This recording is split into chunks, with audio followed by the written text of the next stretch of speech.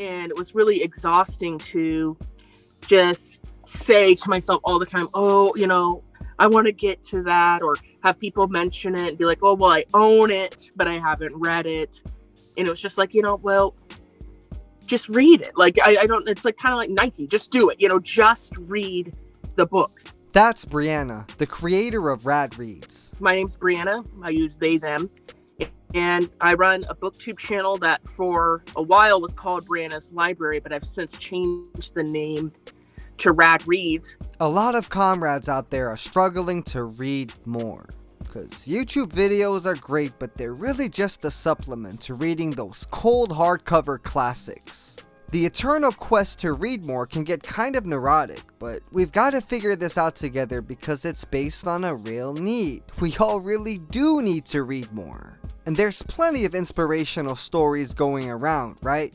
Ho Chi Minh going dock to dock, teaching illiterate workers how to read and then teaching them about Marxism-Leninism. Or what about comrades being radicalized in prison without much formal education who end up reading and writing complex theory, like George Jackson and Kevin Rashid Johnson? Sometimes these stories do the trick, but other times we end up with reader's guilt, which then deters us from reading even more. When I came across Radreads, I was impressed by how many books Brianna was able to read in a short amount of time.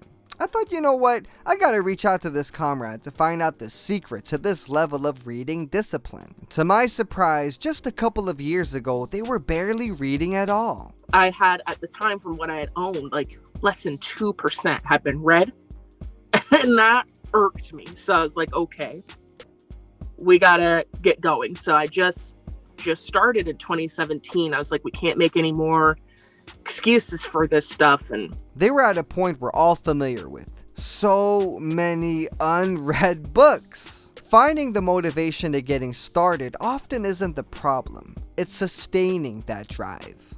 So since 2017, I started, that was my first and only New Year's resolution I've ever fully committed myself to, was to read more. And I had a goal of to read 2 books a month. I surpassed that with 45, and it's just kind of been up and up until COVID.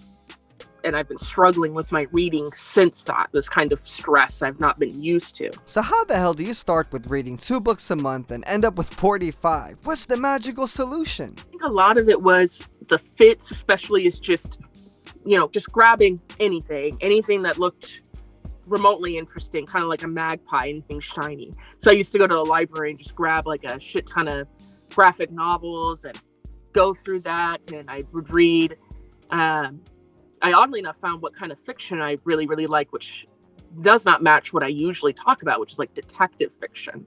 So I found that, but I was like, something is like, I feel like I go through like these really huge arcs. I was going through like graphic nonfiction for quite some time, and I was like, that's not working out for me. And I was got into anarchism for a tiny bit. And then I found, more Marxism. I don't want to say Marxism proper, but I guess, the differentiation between anarchists. So I guess in a way, maybe I used the wrong terminology. It wasn't fits and starts, but it was just like these different places of interest that I had to cross over in order to find what was it that exactly meshed with me, because I'm a very intellectually curious person, especially with nonfiction. There's very few things that don't interest me, and so it's kind of hard for me to like narrow it down a little bit and find what is this something that I can really gel with, and what is it something that I want to make an endeavor out of more than just reading in general. This making an endeavor out of your reading only works if you read what excites you. It sounds so simple, right? But a lot of times we say things like, oh, I should be reading this, or, oh, I still need to get to that, instead of, this topic excites me and I'm gonna delve more into it. When you're at a stage of building up your reading discipline, it's okay to let books or topics go if you don't vibe with them any longer. The only thing that's important at this stage is to keep reading. It's to keep being excited. And especially when it comes to Marxism, political theory, political economy, history, philosophy, the options are endless. Sometimes I get started with a book and I'm so hyped, and halfway through, I just lose interest. There's a different topic that pulls me, but no. I tell myself that I have to finish what I've started before I move on, and then I just end up not reading. What a waste of precious reading time. A lot of it was kind of an attention span issue. As part of the problems of being online too long, is you do notice kind of your attention span does get kind of shot a little bit. And that was kind of how I was primarily reading, was a lot of stuff online. And also, some texts intimidated me, some still do. But it's just like, that's part of the struggle, is just work through it. And I've had to go through a lot of fits and starts and stops to figure that out, and I'm still having to deal with that. Having trouble reading for longer than 5 minutes at a time? You're not alone. We're all products of this messed up society. The best we can do is acknowledge the problem and still try to plow through. And there's tons of apps that limit phone time and screen time, but if all you can do is read 5 minutes at a time, then read 5 minutes at a time. So aside from reading what truly interests you, what else is there to do? It's also finding a community of people, be it on BookTube or Bookstagram or my Twitter account. It's kind of helpful to see, I'm not alone in this, and I'm still, there's other people who are struggling to do this as well. This community is so important. Think about it. Why do we study? To improve our practice. And what practice is the most important? The one that comes from organization. So shouldn't our studies be tied to organization as well?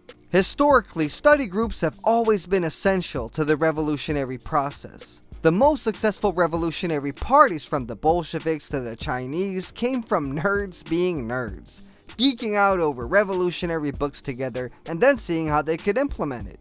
And not just parties, a lot of dope mass organizations have come from and are coming from study groups as well. Because listen, it's 2021. The imperialist core still hasn't seen any revolutions. Think of the 150 years of practice and legacy that has been left behind for us. Now is the time to study it, analyze the mistakes, put forward a new plan, put it into practice, revise the plan according to new conditions, and so on. Because guess what? Most organizations, hell, almost all organizations aren't doing this. Brianna has been focusing their studies on these questions as well. These struggles of why people in the first world or the imperial core can't ever seem to get it together, but there are revolutions, people's wars literally happening in the periphery. And I think a lot of understanding Maoism and its milieu and its formations kind of help give us a little bit of an understanding of, who we need to be supporting, how these things have even actually happened, So I'm still in the middle of it myself, but I'm very, very keen on it. And at least from the arguments proposed in continuity and rupture, there's something to this. If you want more tips on how to read more, there's plenty of articles you can find online with generic advice. But if there's anything Brianna's taught me, it's that we all face our own struggles when it comes to reading. And ultimately, you have to find your own methods of what works. And you can only find out what works by reading and then applying different methods. Experiment and have fun with it. For example, there was a time when I could only focus on my reading as I was walking. So I did. But the most important thing is to find a supportive community and to read what gets you hyped. And with that being said, go pick up a book after watching this video. It'll do as well.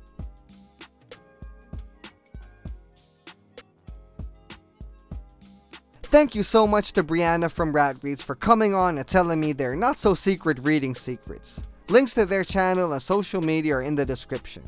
If you enjoyed this video, you're gonna like the one I did on Foreign Languages Press, a Maoist publishing house. You can support the channel by becoming a patron or streaming my music on all streaming platforms under the name Space Baby. And if you have any tips for comrades on how to read more, leave a comment. Peace, love, and solidarity. Space Baby out.